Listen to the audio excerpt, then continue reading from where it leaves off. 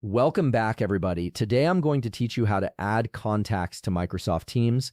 This is a useful feature that helps you quickly connect with colleagues and external contacts directly through Teams, making collaboration much smoother. First, open your Microsoft Teams application and log into your account.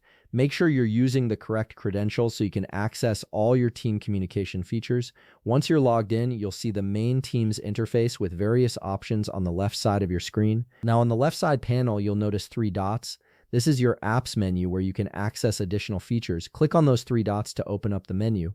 In the search bar that appears, type People to find the Contacts Management feature. This is where Teams stores all your contact information and allows you to manage your professional connections. Once you see the People option appear in the search results, go ahead and click it. This will take you to your contacts section where you can view existing contacts and add new ones. The People section is essentially your address book within Teams, making it easy to organize everyone you work with. At the top left corner of the People section, you'll find the Add Contact icon. It's usually represented by a small person icon with a plus sign. Click on this icon to begin adding a new contact to your Teams account. This is the starting point for expanding your network within the platform. A new window or panel will appear prompting you to enter contact details. In the search field, type a name or number of the person you want to add. This could be someone within your organization or an external contact.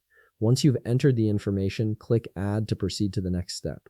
Now you'll see additional fields where you can fill in more detailed information about your contact. Enter the phone number in the designated phone field and add the company name if applicable.